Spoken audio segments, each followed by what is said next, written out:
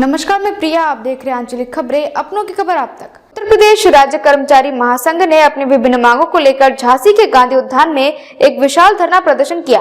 प्रदर्शन के बाद कर्मचारियों का एक प्रतिनिधि मंडल कलेक्ट्रेट कार्यालय पहुंचा और जिलाधिकारी के माध्यम से प्रधानमंत्री नरेंद्र मोदी और उत्तर प्रदेश के मुख्यमंत्री योगी आदित्यनाथ को 17 सूत्रीय ज्ञापन सौंपे। धरना प्रदर्शन का कारण और प्रमुख मांगे। कर्मचारी महासंघ के जिला मंत्री राम बाबू विश्वकर्मा ने बताया कि प्रदर्शन कर्मचारियों के हितों की अनदेखी के खिलाफ किया गया है। उन्होंने कहा कि सरकार को कर्मचारियों की मांग पर ध्यान देना चाहिए और उनके कल्याण के लिए ठोस कदम उठाने चाहिए। पीएफआरडी अधिनियम एवं नेशनल पेंशन स्कीम को समाप्त करना। कर्मचारी संघ ने नई पेंशन योजना को खत्म करने की मांग की है, इसे कर्मचारी विरोधी बताया है।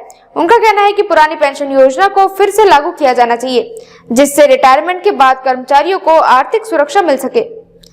यूनिफाइड पेंशन स्कीम को समाप्त करना। कर्मचारियों ने इस योजना पर आपत्ति जताते हुए इसे समाप्त करने की मांग की। 8वें वेतन आयोग का गठन और उसमें महासंघ का प्रतिनिधित्व।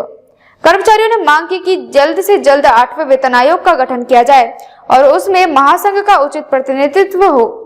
कोरोना काल में रोके गए 18 महीने के महंगाई भत्ते का भुगतान।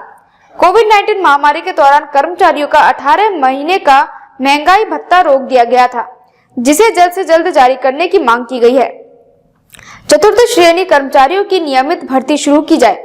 महासंघ ने कहा कि सरकारी विभाग में चतुर्थ श्रेणी भर्तियां नहीं हो रही हैं, जिससे बेरोजगारी बढ़ रही है। उन्होंने नियमित भर्तियों को जल्द से जल्द शुरू कराने की मांग की।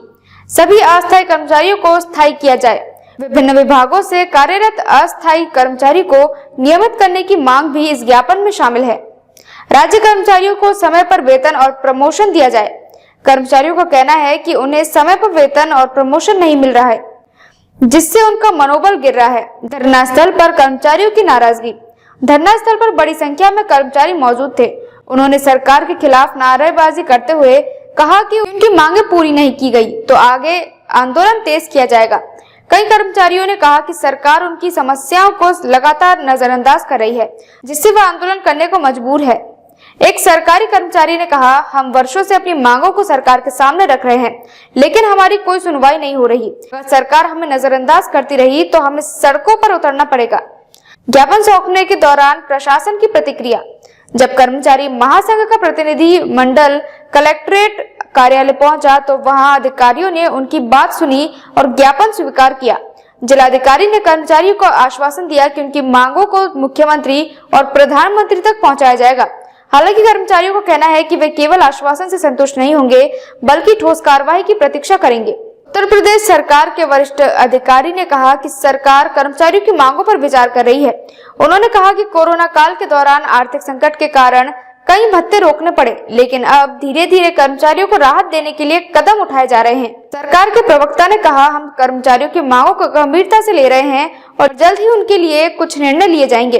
पुरानी पेंशन योजना और अन्य वेतन संबंधित मामलों पर उच्च स्तर पर विचार किया जा रहा है। सरकार कर्मचारियों की मांगे मानेगी। विशेषज्ञों का मानना है कि कुछ मांगों को सरकार स्वीकार कर सकती है। 8वें वेतन आयोग, सरकार इस पर विचार कर सकती है, लेकिन इसके लिए वित्तीय बजट का आंकलन किया जाएगा। महंगाई भत्ता, कर्मचारी को कुछ चरणों में भुगतान किया जा सकता है। पुरानी पेंशन योजना, ये मांग पूरी होने की संभावना कम है, क्योंकि सरकार नई पेंशन योजना को जारी करने के पक्ष में है। कर्मचारी महासंघ ने साफ कर दिया है कि अगर उनकी मांगे जल्दी नहीं मानी गई तो वे बड़े स्तर पर आंदोलन करेंगे। उन्होंने चेतावनी दी है कि वे जरूरत पड़ने पर लखनऊ में प्रदर्शन करेंगे और मुख्यमंत्री आवास तक मार्च करेंगे। उत्तर प्रदेश राज्य कर्मचारी महासंघ का ये प्रदर्शन सरकार और कर्मचारियों के बीच जारी संघर्ष को उजागर करता है। सरकारी कर्मचारियों की मांग उनकी आजीविका और भविष्य की सुरक्षा से जुड़ी हुई है, जिन्हें नजरअंदाज नहीं किया जा सकता। अब ये देखना दिलचस्प होगा कि सरकार इन मांगों पर क्या रुख अपनाती है और किस हद तक कर्मचारियों की मांगों को पूरा करती है। झांसी उत्तर प्रदेश से कलाम कुरैशी की रिपोर्ट। देखते रहिए आपका अपना चैनल आंचलिक खबरें, अपनों की खबर आप तक। क्या नाम है आपका? राम बाबू विश्वकर्मा, जिला मंत्री उत्तर प्रदेश राज्य कर्मचारी महासंघ। क्या मांगों?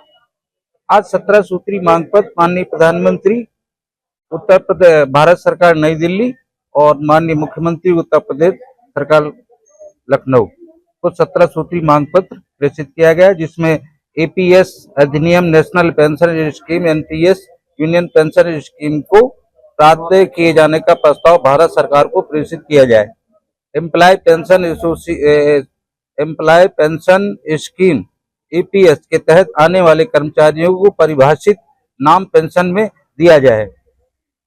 शासन के आदेश के अनुसार समस्त विभागों को चतुर्श्रेणी कर्मचारियों को 1800 ग्रेड पे से 1900 ग्रेड पे किया जाए। 8वें वेतन आयोग का गठन किए जाने के फलस्वरूप उत्तर प्रदेश राज्य कर्मचारी महासंघ का प्रतिनिधित्व किए जाने वाले प्रस्ताव को भारत सरकार को प्रेषित किया जाए।